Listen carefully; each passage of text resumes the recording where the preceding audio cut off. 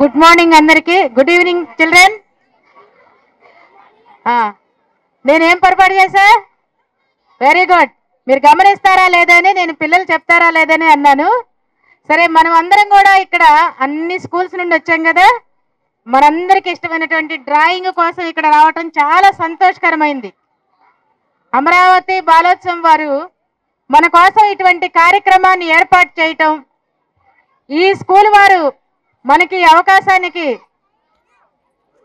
మరి చక్కటి వసతులు కల్పించటం, బాలోత్సవం వారు మనందరినీ కూడా ఇక్కడ తీసుకొచ్చారంటే చాలా మనం అందరం కూడా వారిని గౌరవించాలి, అభినందించాలి.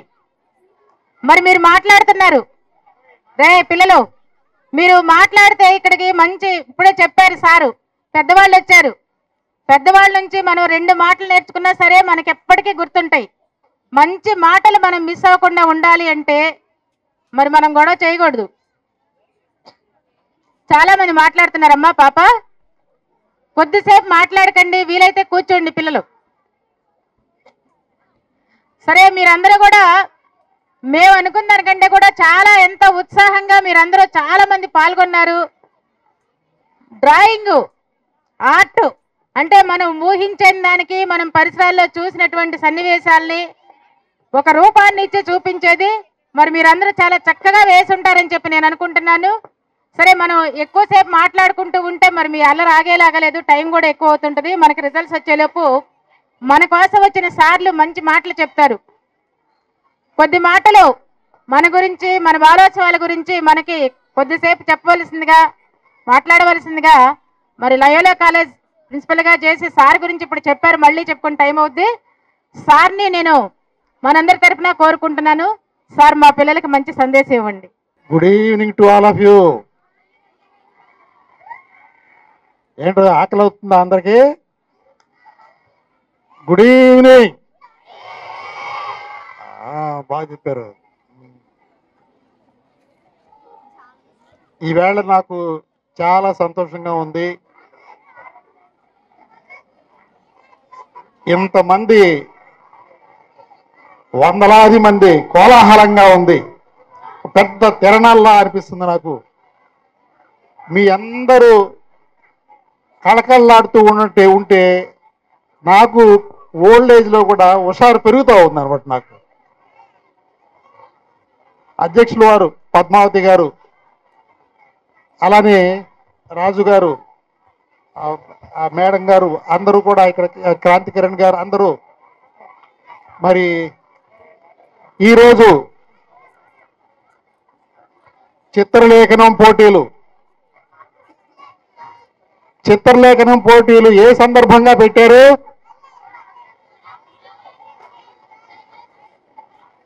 ఆ డార్విన్ పుట్టినరోజు, చార్లెస్ డార్విన్ పుట్టినరోజు ఇవాళ కాదు, 12వ తారీఖు. అయితే 12వ తారీఖు వర్కింగ్ డే కాబట్టి మనం వీకెండ్లో పెట్టుకుంటున్నాం అనమాట. చార్లెస్ డార్విన్ పుట్టినరోజు సందర్భంగా చిత్రలేఖనం పోటీలు. ఎవరు ఆర్గనైజ్ చేశారు ఈ చిత్రలేఖన పోటీలు?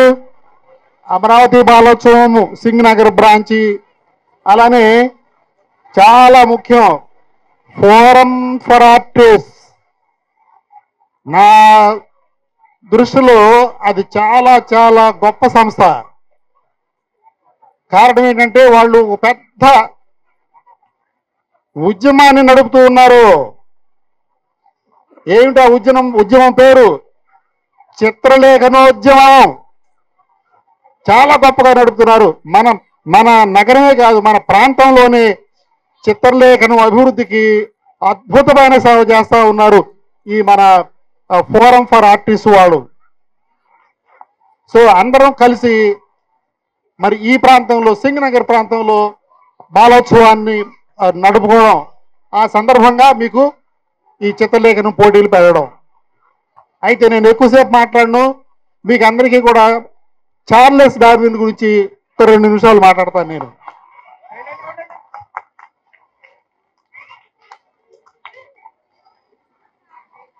ఈ మూల వాళ్ళు చాలా యాక్టివ్గా ఉన్నారు. కామ్గా ఉండాలి. మంచి విషయాలు 2 నిమిషాలే. మనకు రేడియో ఎవరు కనిపెట్టారు? మార్కోని అని ఆయన కనిపెట్టాడు. కనిపెడితే దానివల్ల మనకి ఇప్పుడు వైర్లెస్ గా మనం రకరకాలైన చూస్తా ఉన్నాం, అభివృద్ధి చెంది. ఫోన్ ఎవరు కనిపెట్టారు? టెలిఫోన్. గుడ్ గుడ్, చూసారా వాళ్ళకి జనరల్ నాలెడ్జ్ ఉంది. గ్రహం బెల్ ఫోన్ కనిపెట్టాడు. మనం రోజు స్విచ్ ఆన్ చేస్తాం బల్బు.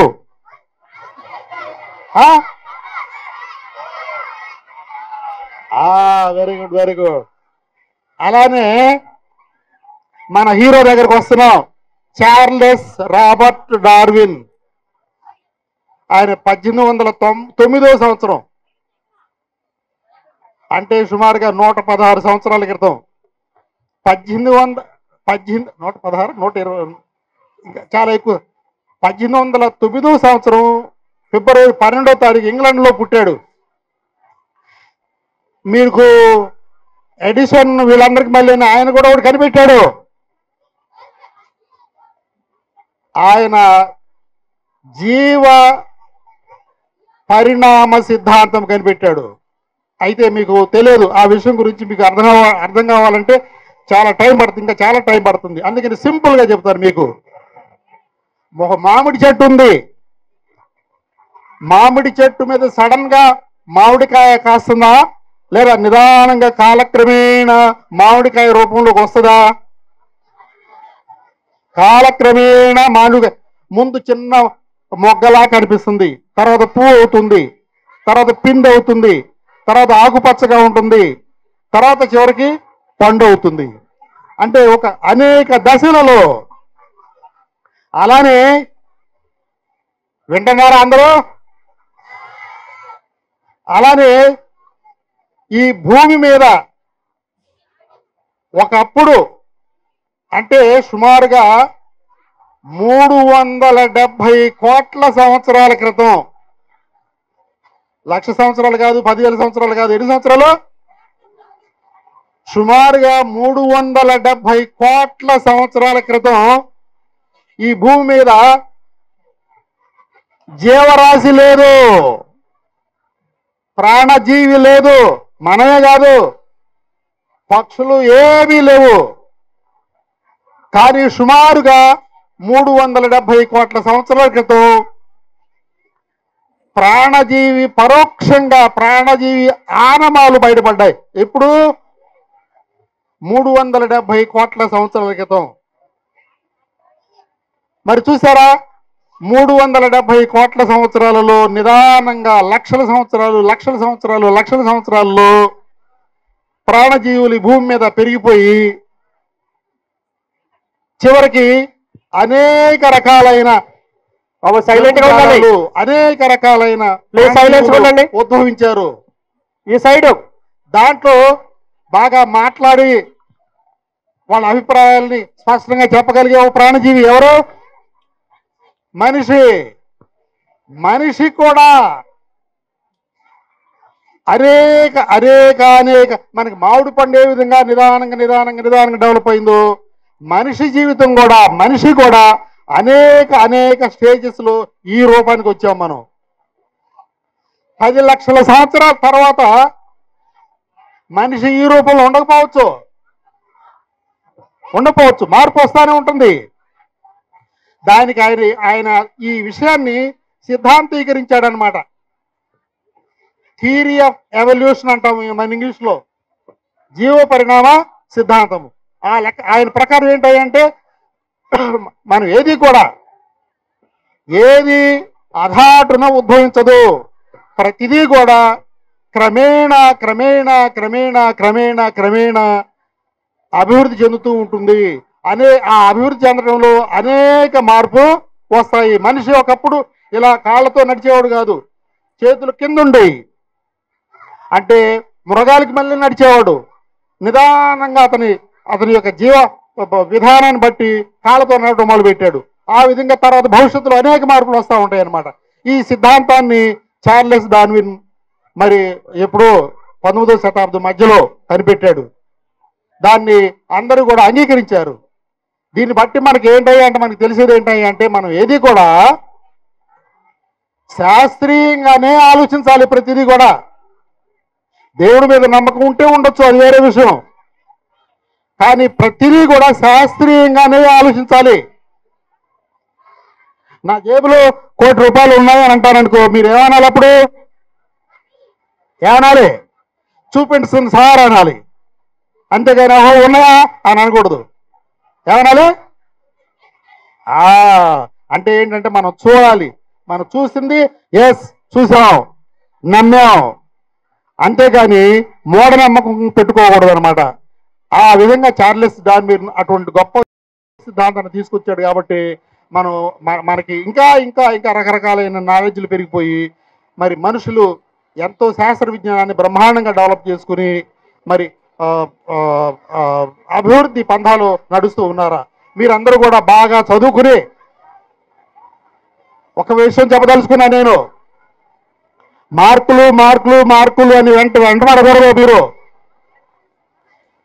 తల్లిదండ్రులు కూడా పిల్లలు మార్కులు మార్కులు మార్కులు అంటే అది బ్యాక్వర్డే నా ఉద్దేశంలో. మార్కులు మార్కులు కాకుండా నాలెడ్జీ నాలెడ్జీ నాలెడ్జీ అనేది పెట్టుకోవాలి. మీరు పిల్లలు రకరకాలైన నాలెడ్జ్ సంపాదించాలి, రకరకాల విషయాలు తెలుసుకోవాలి. మార్కులు 90 మార్కులు బదులు 80 వస్తే కొంపమునికి ఏమీ లేదు, అతనికి ఏ నష్టము రాదు. కానీ విజ్ఞానం బ్రహ్మాండంగా సంపాదించుకున్నాడంటే అద్భుతమైన అభివృద్ధి ఉంటుంది. మరి ఈ పని చేస్తారా మీరందరూ?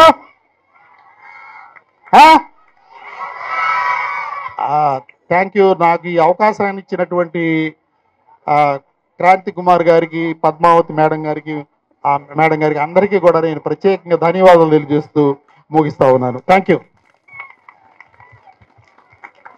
Thank you sir. మాకందరికీ మంచి విజ్ఞానాన్ని ఇచ్చే విషయాన్ని గుర్తు చేశారు. పిల్లలు సార్ చెప్పినప్పుడు మనం ఏమనుకున్నాం? జీవపరిణామం. మనం ఎట్లా పుట్టాము, మనుషులు ఎలా పుట్టారంటే మనం ఏం చెప్తాం? దేవుడు పుట్టించాడు అంటారా? ఇప్పుడు సార్ చెప్పినట్టుగా పరిణామం లేకపోతే మనం కాదు కదా, ఏ జీవి కూడా భూమి మీద ఉండదు. జీవి అనేది ఉండదు. పరిణామంలో జరిగింది అనేది మనకి సార్ చక్కటి విషయాన్ని మనకి వివరించారు. మరి మీరు కూడా చదువుకునేటప్పుడు సార్ చెప్పినట్టు విజ్ఞానం పొందాలి, విజ్ఞానం నేర్చుకోవాలి. బాగా అల్లరి చేయటమే కాదు, అవకాశం దొరికినప్పుడల్లా కొత్త విషయాలు నేర్చుకుంటూ మన అభివృద్ధి వైపు వెళ్ళాలి. ఈ కార్యక్రమం కూడా మనందరం ఇక్కడ మీట్ అయ్యి మంచి విషయాలు నేర్చుకొని మన అభివృద్ధికి దోహదం చేస్తాయని పెట్టుకున్నాం. అయితే తర్వాత ఏంటంటే అల్లూరి సీతారామరాజు సాంస్కృతిక అంటే ఏంటి? మీకు సినిమాలు తెలుసు కదా, సినిమాలు తెలుసు, డాన్సులు తెలుసు. మీరు ఈ ఫోన్లలో అన్నిట్లో టీవీలో చూస్తున్నారు కదా, కల్చరల్గా ఉండేటువంటి యాక్టివిటీస్ అన్నీ కూడా మీకు తెలుసు. అల్లూరి సీతారామరాజు అంటే మీరు లెసన్స్లో చదువుకున్నారు కదా. ఇంకోటి ఏంటంటే మీకు లెసన్లో కంటే కూడా మేము చిన్నపిల్లలుగా ఉన్నప్పుడు ఒక మూవీ వచ్చింది అల్లూరి సీతారామరాజు మీద. అవకాశం ఉంటే టీవీలో కానీ హాల్లో కానీ అవకాశం ఉంటే తప్పకుండా చూడండి, ఆయన గురించి తెలుసుద్ది. మరి అంత మంచి గొప్ప వ్యక్తి పేరుతోటి ఒక సాంస్కృతిక వేదికను ఏర్పాటు చేసి అవి అందిస్తున్నటువంటి వారు, ఆ సాంస్కృతిక వేదిక అధ్యక్షుల వారు మన దగ్గరికి మరి ఇంత బిజీగా ఉన్నా కూడా మన కోసం వచ్చున్నారు. మరి మీరు మాట్లాడుతున్నారు అందరూ, పాప ఈ పక్కన ఇక్కడ కూర్చొని మాట్లాడుతుంటే మన కోసం అంత పెద్దవాళ్ళు వచ్చి ఇచ్చే చిన్న విషయాన్ని అందరూ వినేది మిస్ అవుతారు. మీ వల్ల మీ అందరూ మిస్ అవుతారు.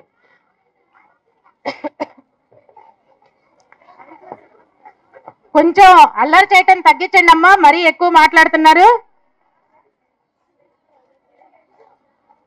అల్లూరి సీతారామరాజు సాంస్కృతిక వేదిక మరి ఏర్పాటు చేసి మనకు చెప్తున్నటువంటి బాలోత్సవంలో ఇవన్నీ కూడా ఏర్పాట్లు చేసి కార్యక్రమాలు నిర్వహిస్తున్నటువంటి శ్రీ ఎస్ వెంకటేశ్వర గారు మనల్ని ఉద్దేశించి మాట్లాడాల్సిందిగా వారిని మన తరపున కోరుతున్నాను. ఈనాటి ఈ చిత్రలేఖనం పోటీలకి ఇక్కడ అటెండ్ అయిన విద్యార్థులకి అందరికీ నా శుభాశీస్సులు. అలాగే వారి తల్లిదండ్రులకి ఇక్కడికి వచ్చిన విశేష ప్రజలకి అందరికీ నా నమస్కారాలు. అలాగే వేదిక నిర్వహించిన పెద్దలందరికీ నా నమస్కారాలు తెలియజేసుకుంటూ ఇలాంటి చిత్రలేఖనం పోటీలు మన అమరావతి బాలోత్సవం మరియు ఫోరం ఫర్ ఆర్టిస్ట్స్ సంయుక్తంగా నిర్వహించి ఇంతమంది బాలలు బాలికలు ఇక్కడికి విచ్చేసి వీళ్ళందరికీ ఒక టెస్ట్ లాగా కండక్ట్ చేసి వారిలో ప్రతిభను వెలికి తీసి వారి ఇట్లాంటివన్నీ కూడా విద్యార్థుల మానసిక వికాసానికి దోహదం చేస్తాయి. అలాగే క్రీడలు, ఇట్లా చిత్రలేఖనం పోటీలు ఇవన్నీ చదువు ఎంతో ముఖ్యమో ఈ ఎక్స్ట్రా కరిక్యులర్ యాక్టివిటీస్లో పాల్గొని వారి మనోవికాసానికి దోహదపడేటట్టు చేస్తున్న మన ఈ అమరావతి బాలోత్సవం వారికి, అలాగే ఫోరం ఫర్ ఆర్టిస్ట్స్ సంస్థకు కూడా నా హృదయపూర్వక ధన్యవాదాలు తెలియజేస్తున్నాను. అలాగే ఈ పోటీలలో పాల్గొనటం అంటేనే వాళ్ళు విజయం సాధించినట్టు లెక్క. ఎందుకంటే ఇంత మధ్యతరగతి ప్రజలు ఈ ఏరియాలో ఎక్కువ మంది నివసిస్తూ ఉంటారు. వాళ్ళందరికీ ఇక్కడికి కలెక్ట్ చేసి అందరినీ ఇక్కడికి రప్పించి వారితో ఈ పోటీలులో పాల్గొనేటట్లు చేసి వారి మానసిక వికాసానికి తోడ్పడేటట్టుగా ఈ ప్రయత్నం చేయడం నిజంగా అభినందించదగ్గ విషయం. అలాగే ఈ పోటీలకి వేదికగా ఈ వివేకానంద సెంటనరీ స్కూల్ మేనేజ్మెంట్ వారికి ఈ సౌకర్యం కల్పించినందుకు వారికి కూడా ధన్యవాదాలు తెలియజేస్తున్నాను. అలాగే ఈ పోటీలలో అందరికీ విజయం అంటే అందరూ విజయం సాధించినట్టే, కానీ ఏదో ప్రాక్టికల్ పర్పసెస్గా 1, 2, 3 అలాగే కన్సలేషన్ ప్రైజెస్ ఇస్తారు. దాన్ని వాళ్ళు విచారించాల్సిన అవసరం లేదు. ఇలాంటి ప్రయత్నాలు ఎన్నో చేసి మరలా వాళ్ళ ప్రతిభను నిరూపించుకోవాల్సిందిగా కోరుతున్నాను. అట్లాగే నాకు ఈ అవకాశం ఇచ్చి ఇక్కడ ప్రసంగించడానికి పిలిచినందుకు ఈ సంస్థకి ధన్యవాదాలు తెలియజేసుకుంటూ, మీరు చిన్న స్ఫూర్తి కలిగించే విషయం ఒకటి చెప్పాలనుకుంటున్నాను. నేను కూడా ఇంతకుముందు ఒక మధ్యతరగతి దాంట్లో నుంచి వచ్చి చాలా కుగ్రామంలో చదువుకొని అట్లా ఈ స్కూల్ చూస్తుంగానే మా స్కూల్ కూడా గుర్తొచ్చేది. అలాంటి స్కూల్లో చదివి మాకంటే సౌకర్యాలు సరిగ్గా లేని సమయంలోనే కష్టపడి చదువుకొని ఒక ఇంజనీర్గా చేసి నేను 40 సంవత్సరాలు గవర్నమెంట్ సర్వీస్లో చేసి రిటైర్ అయ్యాను. కానీ ఇప్పుడు మీకు ఎన్నో సౌకర్యాలు ఉన్నాయి.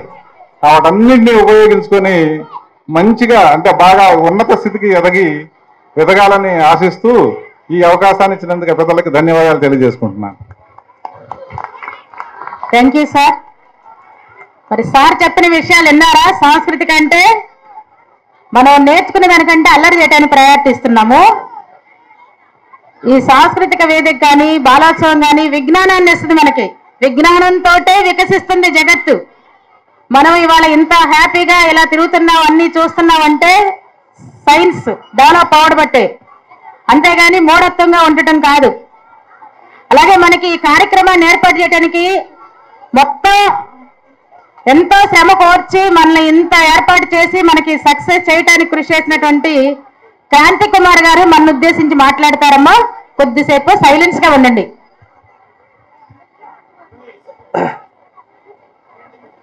అందరికీ నమస్కారం. దయచేసి పిల్లలు ఒక 5 నిమిషాలు మాట్లాడకుండా ఉండాలి. సైలెంట్గా ఉంటే నేను మాట్లాడతా. నాకు సైలెన్స్ వినబడాలి. సైలెన్స్ మాత్రమే ఉండాలి. నేను మాట్లాడింది వినపడుతుందా? సైలెన్స్గా ఉండాలి అని అన్నాను. సైలెంట్గా ఉండాలి దయచేసి. ఇక్కడ నా ముందు 2 పెద్దలు వచ్చారు. మీరు వాళ్ళు చెప్తున్నప్పుడు పెద్దలు ఎవరైనా సరే మనకి 2 విషయాలు చెప్తున్నప్పుడు మీరు పిల్లలు ఖచ్చితంగా వినాలి. కొన్ని మంచి విషయాలు ఇప్పుడు చెప్తున్నారు. అది ఎందుకోసం చెప్తున్నారో వింటే మన భవిష్యత్తుకి అవి ఉపయోగపడతాయి. ఇంకా మాట్లాడుతున్నారు బాబు. పిల్లలు సైలెంట్గా ఉండాలి. ప్రధానంగా ఈరోజు ఇక్కడ మీకు చిత్రలేఖనం పోటీలు పెట్టాం. అమరావతి బాలోత్సవం. ఇక్కడ అమరావతి బాలోత్సవం గురించి తెలిసిన వాళ్ళందరూ చేయలేదండి. ఓకే, చాలా మందికి అమరావతి బాలోత్సవం గురించి తెలుసు. ఈ అమరావతి బాలోత్సవం దాదాపు 7 సంవత్సరాల నుంచి పిల్లలకి అనేక రకాల సాంస్కృతిక కార్యక్రమాలు, అలాగే అకాడమిక్ అంశాలు, సాంస్కృతిక అంశాల్లో మనం బాలోత్సవాలు నిర్వహిస్తూ ఉన్నాం. ఈ సంవత్సరం కూడా, ఈ సంవత్సరం అంటే 2024 నవంబర్లో సిద్ధార్థ కాలేజీలో మనం బాలోత్సవాలు నిర్వహించాం. ఆ బాలోత్సవాలకి 3 రోజుల పాటు బాలోత్సవాలు జరిగితే రోజుకి 4,000 మంది 5,000 మంది పిల్లలు వచ్చి ఆ బాలోత్సవాల్లో పాల్గొని అనేక మంది అక్కడ అనేక కార్యక్రమాల్లో పాల్గొన్నారు. మా వైరుండి, హలో, సైలెన్స్గా ఉండండి.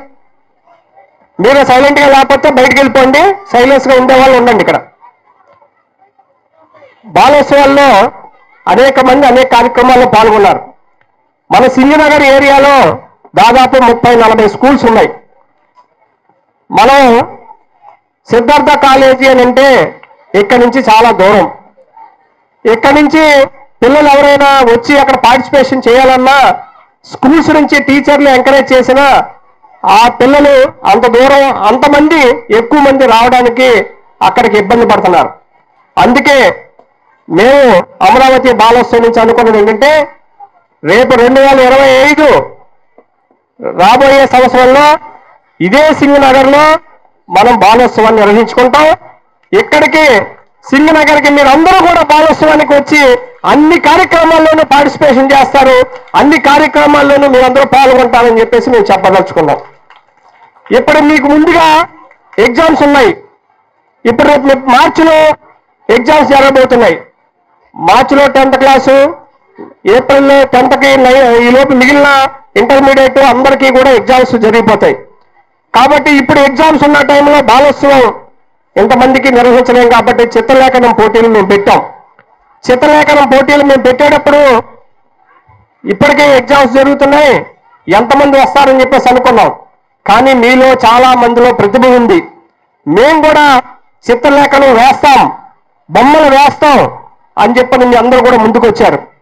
బొమ్మలు వేయడం అని అంటే అది మన బుర్రకి పదును పెట్టినట్టు. బుర్రకి పదును పెడితే చదువులో కూడా పదును పెట్టినట్టు. అందుకని ఇక్కడికి వచ్చినటువంటి 600 మంది పిల్లలు మేము లెక్కేస్తే 600 మంది పిల్లలు వచ్చారు. 600 మంది పిల్లలకి నేను చెప్పేది ఏంటంటే మీ అందరి బుర్రలు చాలా షార్ప్గా పనిచేస్తాయి అని చెప్పి నేను చెప్పదలుచుకున్నాను. ఖచ్చితంగా షార్ప్గా పనిచేస్తాయి. అయితే మేము చెప్పేది ఏంటంటే కొంతమంది బొమ్మలు గీశారు. హలో బాబా, చివర మాట్లాడుకోండి. కొంతమంది పిల్లలు బొమ్మలు గీశారు. అరే నేను ఇంతే గీసాను కదా, నాకన్నా పక్కనున్న వాళ్ళు బాగా స్కెచ్ పెన్నులతో బాగా గీశారు కదా అని పక్కన దాంట్లో చూస్తున్నారు. నేను చూశాను ఇందాక. ఏమీ ఇబ్బంది పడక్కల్లా. ఇప్పుడు మీరు స్కెచ్లతోనూ స్కెచ్ లేకుండానూ మీరు గీసిన బొమ్మల్ని ఇప్పటి నుంచి ప్రాక్టీస్ చేయండి. ప్రతి ఒక్కళ్ళు ప్రాక్టీస్ చేస్తే చూసి గీయడం మొదట నేర్చుకోండి, చూడకుండా గీయడం తర్వాత వస్తుంది.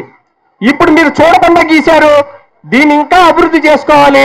ఇంకా చూడకుండా గీయడం కూడా నేర్చుకుంటే మీరు మంచి తెలివితేటలు కలిగినటువంటి విద్యార్థులుగా మీరు అందరూ కూడా వస్తారు కూడా అని ఆ విషయం తెలియదలుచుకున్నాం. అలాగే ఇక్కడ మీకు 2 ప్రముఖ వ్యక్తులు ఉన్నారు. ఒకళ్ళు అమరావతి బాలోత్సవానికి అధ్యక్షుడు ఎస్పి రామరాజు గారు. మీకందరికీ చెప్పినప్పుడు మీరు మాట్లాడుతున్నప్పుడు ఆయన లయోలా కాలేజీ మీకు అందరికీ తెలుసు, చాలా పెద్ద కాలేజీ. మన విజయవాడలోనే మీ క్రమశిక్షణ గురించి నేను చెప్తున్నాను. ఇప్పుడు ఎంత క్రమశిక్షణగా ఉంటారో ఇప్పుడు మీకు అర్థం కావాలి. విజయవాడలోనే క్రమశిక్షణ అంటే లయోలా కాలేజీ, లయోలా కాలేజీ అంటేనే క్రమశిక్షణ.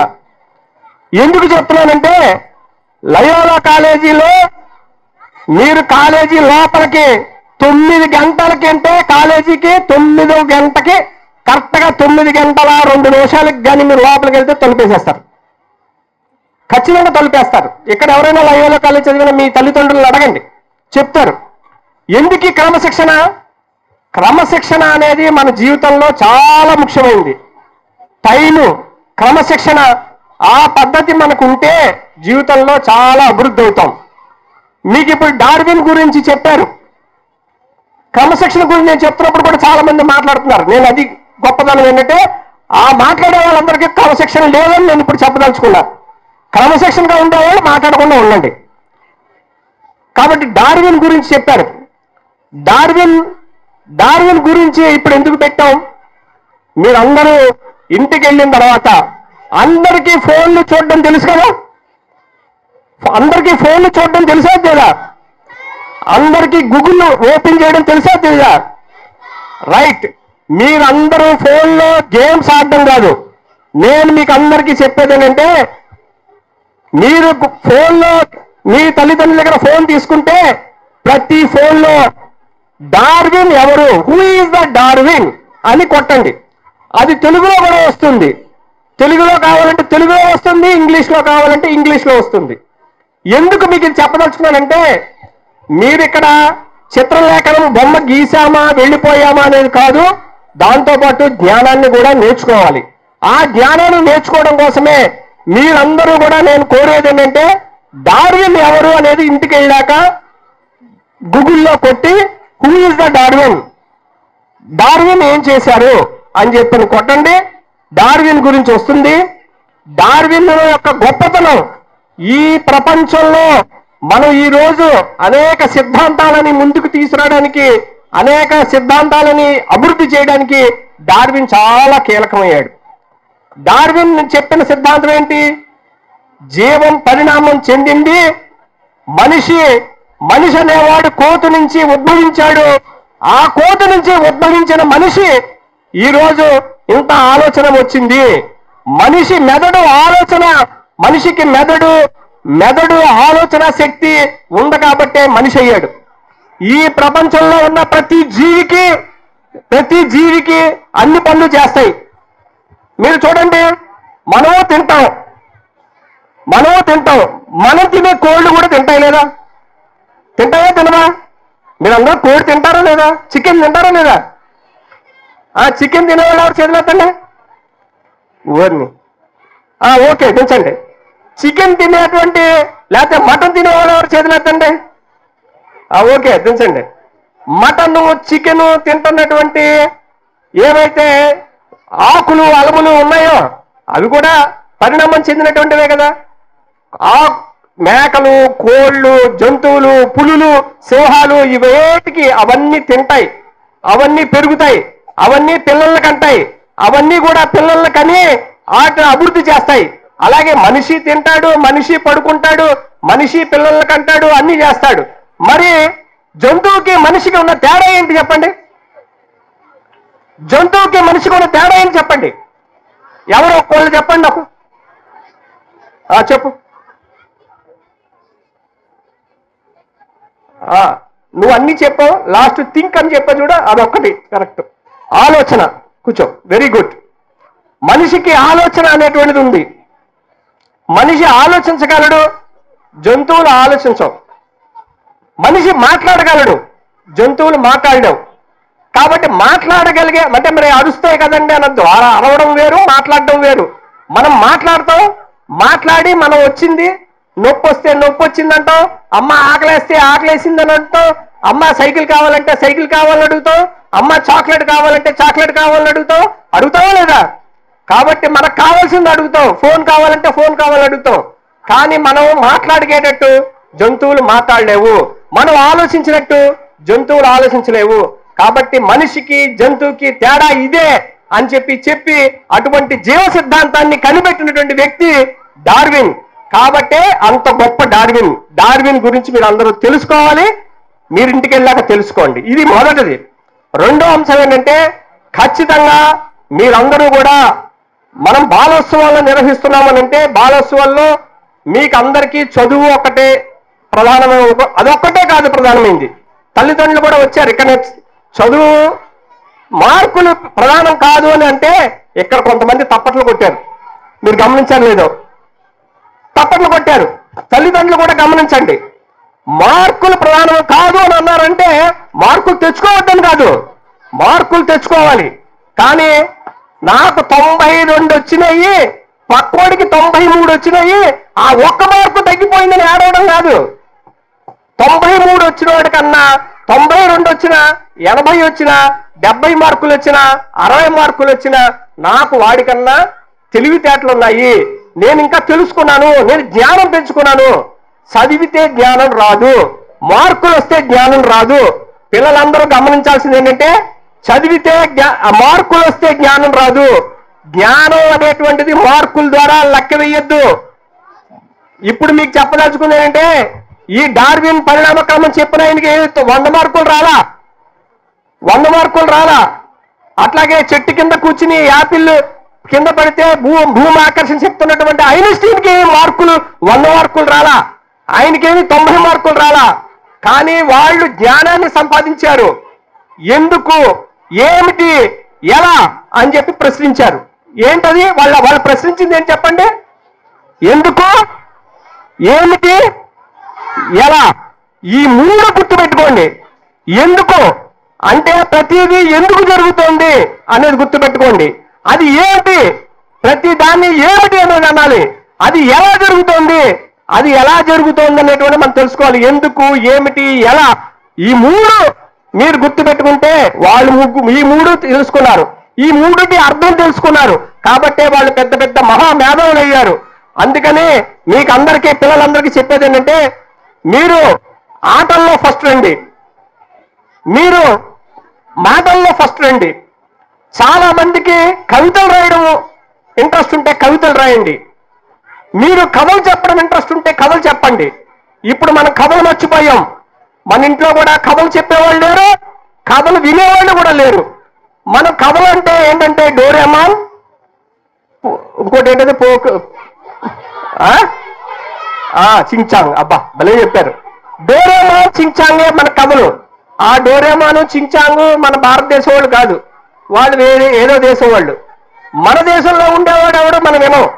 కాబట్టి మీరు కథలు రాయడం నేర్చుకోండి, మీరు కథలు చెప్పడం నేర్చుకోండి, మీరు కవితలు రాయడం నేర్చుకోండి, మీరు బొమ్మలు వేయడం నేర్చుకోండి, మీరు ఆటలు ఆడడం నేర్చుకోండి. మీరు ఏదైనా ఆడండి, ఆడపిల్లలు ఆడండి, మగపిల్లలు ఆడండి, అందరూ ఆడండి. కానీ ఇవన్నీ నేర్చుకుంటూనే చదువుకోండి. చదువు మానేసి ఇవన్నీ చేయడం కాదు, చదువుకుంటూనే ఇవన్నీ చేయాలి. అలా చేస్తేనే మనం ఈరోజు ఇంత పెద్ద గొప్ప డార్విన్ లాంటి వ్యక్తులుగా మనం అభివృద్ధి అవుతాం. ఇది గుర్తుపెట్టుకోండి మీరు అందరూ కూడా. ఇక్కడికి వచ్చిన వాళ్ళకి ప్రైజ్ రావచ్చు, ప్రైజ్ రాకపోవచ్చు. కానీ మీరందరూ కూడా డార్విన్కి ప్రైజ్ లేని రాలా. నేను చెప్పినటువంటి ఐన్స్టీన్కి ఏ ప్రైజు రాలా. ఐన్స్టీన్ డార్వినే కాదు, అంతరిక్షంలో మహామేధావిగా ఉండి మన రాష్ట్రపతిగా పనిచేసినటువంటి వ్యక్తి అబ్దుల్ కలాం గారు. అబ్దుల్ కలాం గారిని ఒకరు అడిగారట. అబ్దుల్ కలాం గారు వాళ్ళ స్కూల్లో అబ్దుల్ కలాం గారు హైయెస్ట్ మార్కులు వచ్చిన వ్యక్తి కాదు. కానీ అబ్దుల్ కలాం గారు గొప్ప మేధావి అయ్యాడు కదా. ఎలా అయ్యాడు? అందుకని మేధావితనం రావాలి అంటే, జ్ఞానం పెంచుకోవాలంటే అనేక విషయాల గురించి మీరు అందరూ తెలుసుకోవాలి, అనేక విషయాలను చదవాలి, ఆటలాడాలి, పాటలు పాడాలి. మీరు అనేక వాటిల్లో కల్చరల్ యాక్టివిటీలో మీరు ముందుంటేనే, అటువంటి మిమ్మల్ని ప్రోత్సహించడం కోసమే అమరావతి బాలోత్సవం పేరుతో ప్రతి సంవత్సరానికి ఒకసారి మీరందరూ ఫ్రీగా వచ్చారు. ఇదే ఇప్పుడు మిమ్మల్ని వదిలేస్తే ఇంటి దగ్గర ఏం చేసేవాళ్ళు? ఇప్పుడు చిత్రలేఖనం వేయలేదనుకో, ఇంటి దగ్గర ఏం చేసేవాళ్ళు? ఆడుకునేవాళ్ళ? ఫోన్ చూసుకునేవాళ్ళు. ఆడుకునేవాళ్ళు కాదు, ఆడుకుంటే పర్వాలేదు, ఫోన్లు చూసుకునేవాళ్ళు. కాబట్టి ఫోన్ల ద్వారా, నేను చెప్పేదంటే ఫోన్ల ద్వారా కూడా జ్ఞానం వస్తుంది. కాబట్టి అటువంటి జ్ఞానాన్ని పెంపొందించుకోవడం కోసమే మన బాలోత్సవం ఉంటుంది. ఆ బాలోత్సవం, అలాగే ఫోరం ఫర్ ఆర్టిస్ట్ కూడా నేను చెప్పేది, ఇక్కడికి వచ్చిన వాళ్ళందరూ, ఇప్పుడు మన మేడం గారు ఉన్నారు, సంధ్య గారు, ఇప్పుడు మన ఫోటో తీసుకెళ్ళారు సార్ గిరిధర్ గారు. ఈ విజయవాడలో అతి పెద్ద ప్రముఖ ఆర్టిస్టుల్లో గిరిధర్ గారు ఒక ప్రముఖమైన ఆర్టిస్ట్. వారిని వేదిక మీదకి వచ్చి పరిచయం కావాల్సిందిగా కోరుతున్నాను. మీకు జడ్జిగా ఉన్నారు ఇప్పుడు వరకు, అందుకని నేను వారిని పిలవలేదు. దయచేసి వేదిక మీదకి గిరిధర్ గారిని వేదిక మీదకి రావాల్సిందిగా కోరుతున్నాను. రండి సార్, ఇటండి సార్. గిరిధర్ గారు, అలాగే ఇంకొక 4 ఆర్టిస్టులు వచ్చారు. వీళ్ళందరూ కూడా చిన్నపిల్లల్ని ఆర్టిస్టులుగా వాళ్ళు తీర్చిదిద్దేందుకు, మీరు ప్రముఖ చిత్రకారులుగా అయ్యేటందుకు, అనేక వాటిలో ప్రోత్సహించేటందుకు వచ్చారు. అటువంటి వాటన్నిటి కూడా మీరు నేర్చుకోవాలని చెప్పేసి అమరావతి బాలోత్సవం తరపున మీకు అందరికీ తెలియజేస్తూ ధన్యవాదాలను తెలియజేస్తూ ముగిస్తున్నాను.